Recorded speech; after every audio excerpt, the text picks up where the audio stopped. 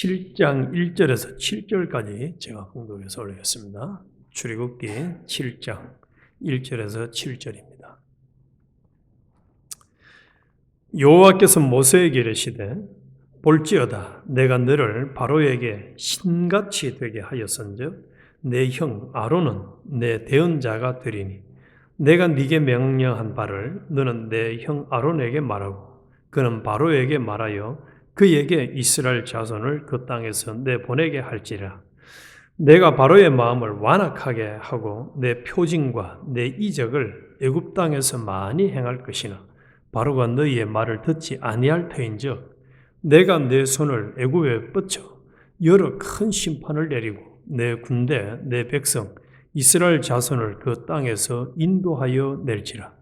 내가 내 손을 애굽 위에 펴서 이스라엘 자손을 그 땅에서 인도하여 낼 때에야 애굽 사람이 나를 여호와인 줄 알리라 하시매 모세와 아론이 여호와께서 자기들에게 명령하신 대로 행하였더라. 그들이 바로에게 말할 때에 모세는 80세였고 아론은 83세였더라. 아멘.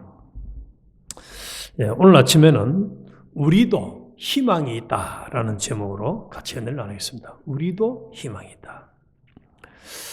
왜 우리는 하나님의 인도와 명령에 자원함으로 당당하게 기쁨으로 순종을 못했나요? 그런데 모세를 보면은 우리 자신을 잘 알 수가 있습니다. 이 4장은 1절에서 7절까지 방금 읽은 본문을 통해서 하나님의 명령과 모세의 사명에 대해서 말씀을 합니다. 그리고 8절에서 13절까지는 아론의 지팡이가 뱀이 되는 사건이 일어납니다. 그리고 14절부터 마지막 절까지는 이제 나일강이 물이 피로 변하는 10가지 재앙 중에 첫 번째 재앙이 기록이 되어 있습니다. 그래서 이 7장은 이제 굉장히 중요해요. 우리가 잘 아는 10가지 재앙이 시작되는 장이고 또 동시에 모세와 아론이 지금까지는 모세죠. 모세가 변명만 하다가 이제 순종을 했다 하는 것이 이 7장입니다. 그래서 굉장히 중요한 전환점인데 오늘은 요 1절에서 7절까지를 중심으로 해서 왜 우리도 희망이 있는지를 살펴보겠습니다. 1절에서 2절까지는 하나님 명령과 또 모세와 아론의 사명을 분명히 말씀을 하고 있습니다. 그래서 모세에게 내가 너를 바로에게 신같이 되게 하였은즉 내 형 아론은 내 대언자가 되리라. 하나님이 이제 출애굽을 하도록 이제 모세를 통해서 또 아론을 통해서 이제 실제로 역사를 시작하는데 사람을 바로가 왕이 신이거든. 그 당시에는 이제 왕이 신인데 그보다 더 탁월한 신으로 신같이 보여지도록 하나님께서 만들었다. 그러니까 너는 가서 내보내 그 땅에서 이스라엘 자손을 내보내게 할지라 하고 이제 명령을 합니다.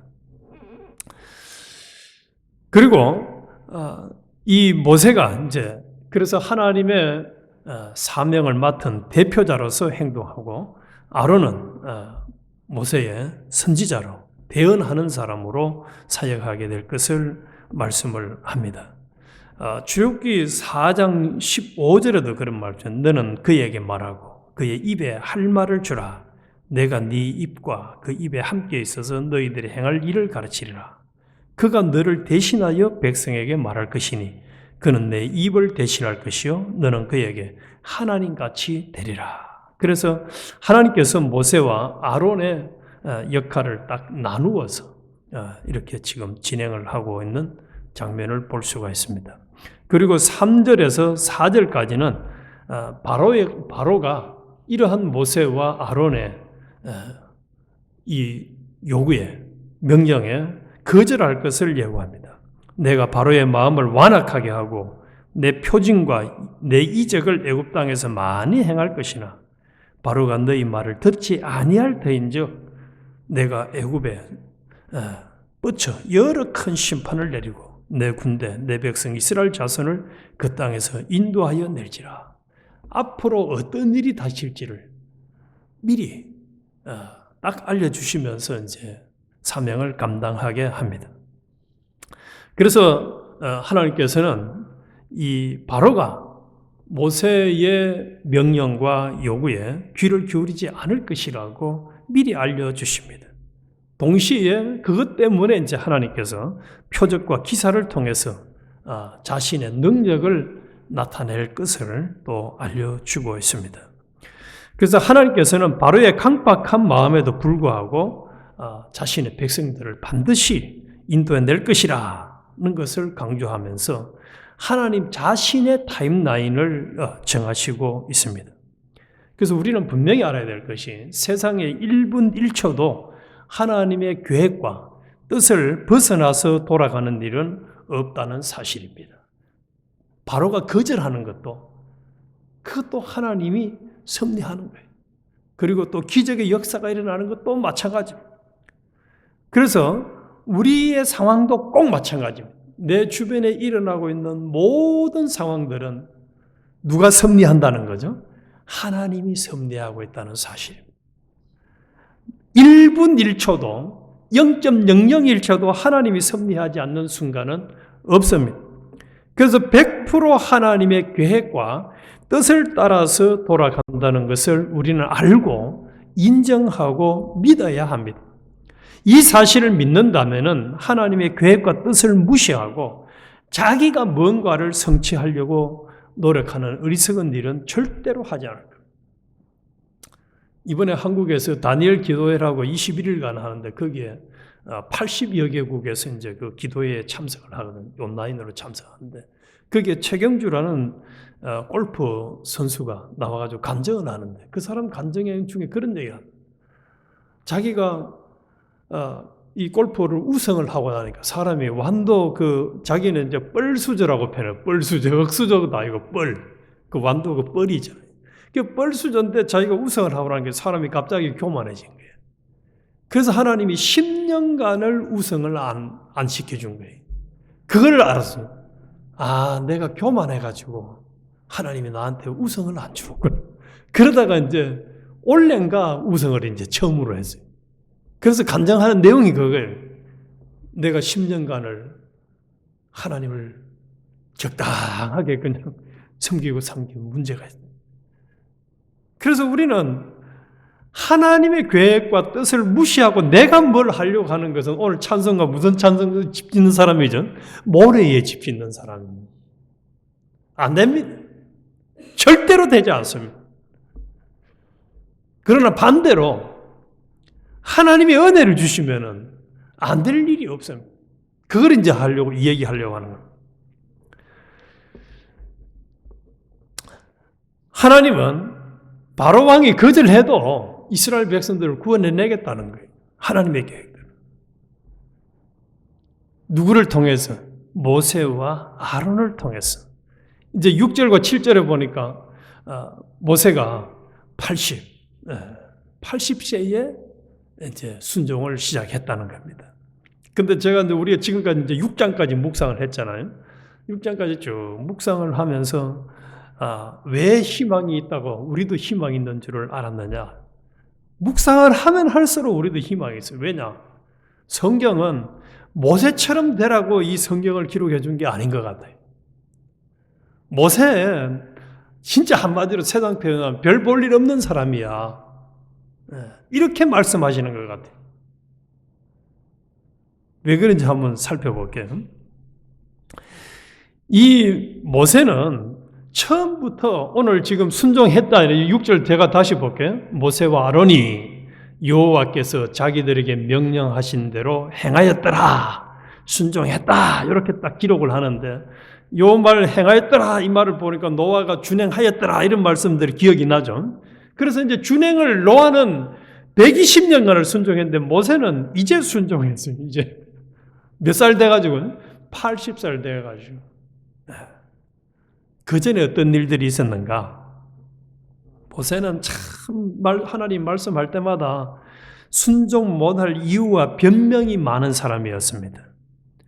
그래서 출애굽기에서 모세가 하나님의 명령에 순종하지 못할 이유를 여러 군데서 대고 있음을 찾아볼 수가 있는데, 그는 참 연약한 인간이요, 두려움이 많은 사람이었습니다. 이런 모습을 보면서 우리도 용기를 얻게 됩니다. 그래서 모세가 하나님 명령에 대해 제기한 이 반대 이유, 그리고 하나님의 응답을 살펴보겠는데, 3장 11절에 보면은 내가 누구이기에 바로에게 가며 이스라엘 자손을 애굽에서 인도하여 내겠나이까. 하나님이 바로한테 갈 때는 모세를 모르고 시킨 겁니까? 알고 시켰는데, 하나님 내가 누군데 바로에 가서 그런 어마어마한 일을 하라고 합니까? 그래서 모세는 자신을 낮추어 보며 또 자신의 신분과 자격 부족을 이유로 하나님께 순종하지 못하겠다고 말합니다. 내가 누군데 감히 왕한테 가서 그런 말을 할 수 있습니까? 그래서 애굽에서 도망자 신세였던 모세는 자기 자신을 지도자로는 적합하지 않다라고 여겼습니다. 이에 대한 하나님의 응답입니다. 3장 12절 하나님은 내가 반드시 너와 함께 있으리라. 내가 너와 반드시 함께 있겠다라고 하면서 약속을 하십니다. 그리고 4장 1절에서 9절에 보면은 이스라엘 백성들조차도 자신을 믿지 않을 것이라. 그렇게 또 모세는 변명을 합니다. 4장 1절에 그들이 나를 믿지 아니하며 내 말을 듣지 아니하고 이러기를 여호와께서 네게 나타나지 아니하셨다 하리이다. 미리 짐작하고 염려하는 거예요. 그래서 모세는 이스라엘 백성들조차도 자신의 말을 믿지 않을 것이라고 걱정을 하면서 자신은 설득력이 없다, 이렇게 거절을 하고 있습니다. 이에 대해서 하나님은 지팡이를 뱀으로 변하게 하고 손을 문둥병에 걸리게 한 후에 다시 치유가 되는 표적을 보여주시면서 백성들을 설득할 수 있도록 하십니다.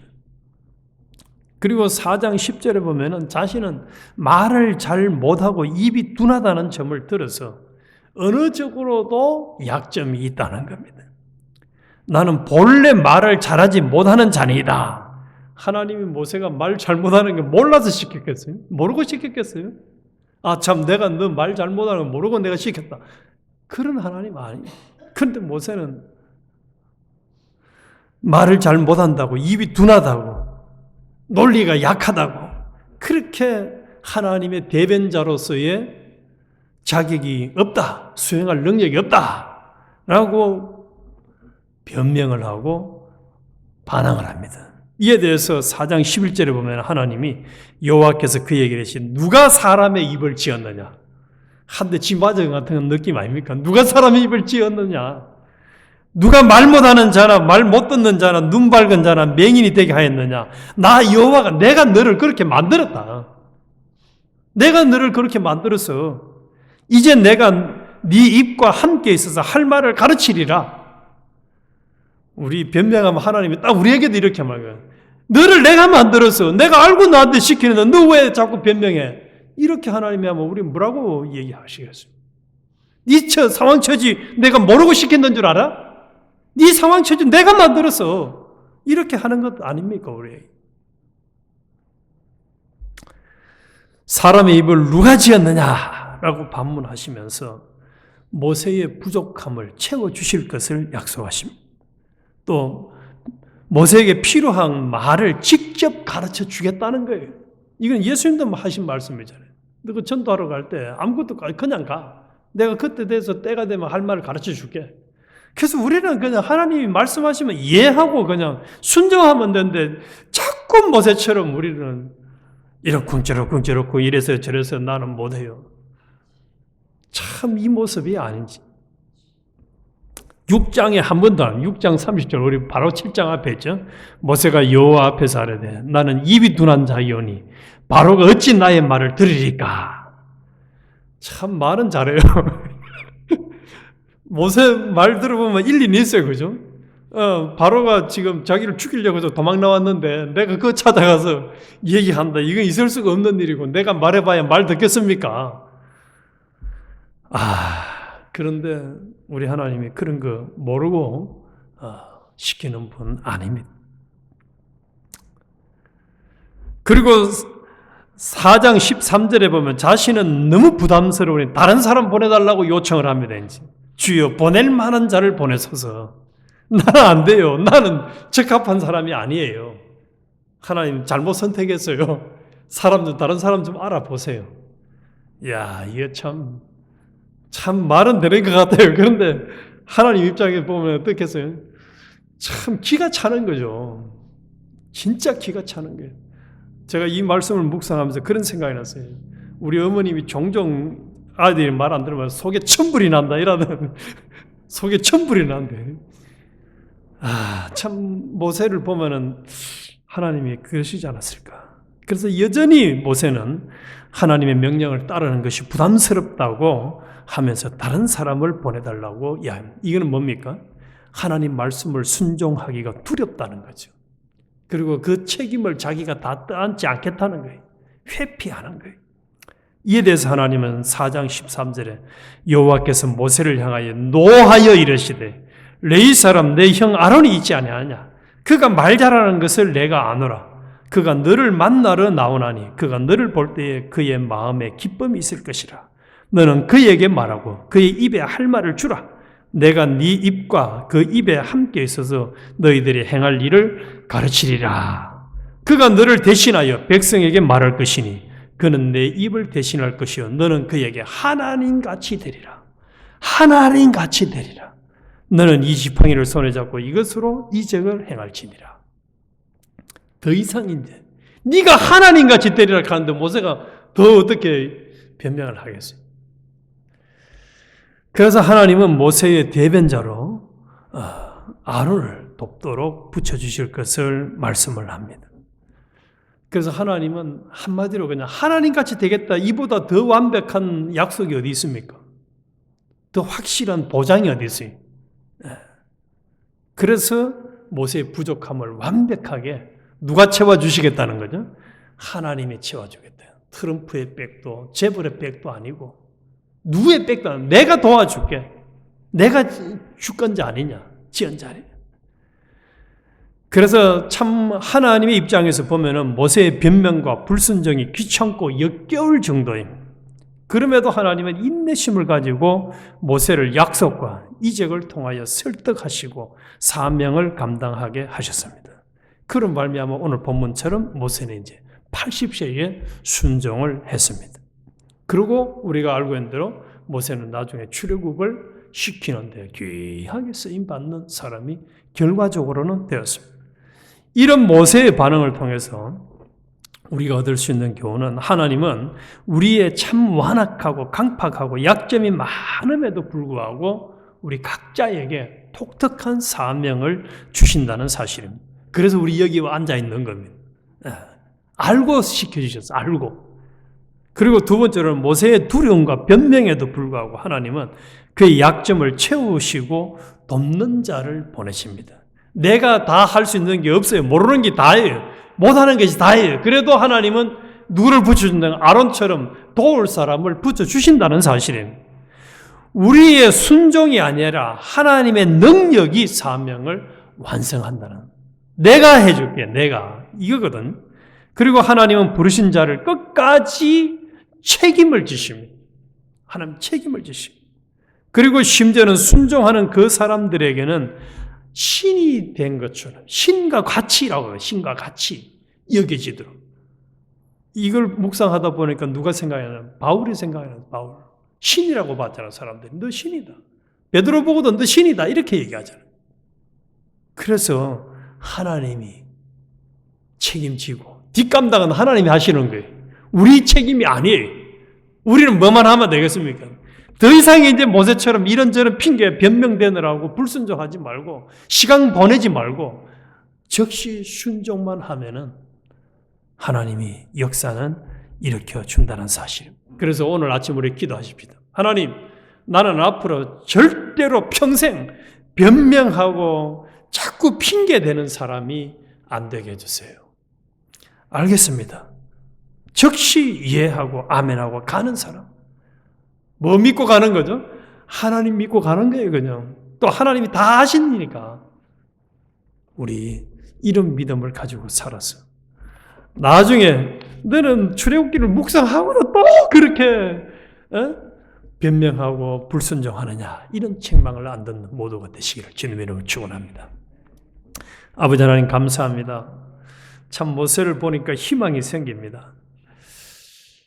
인간적인 우리와 동일한 인간임을 또 알게 되어집니다. 우리는 모세보다 더 못한 자들입니다. 그러나 우리의 연약감, 우리의 부족감, 우리의 무능력, 지혜가 없음을 이제는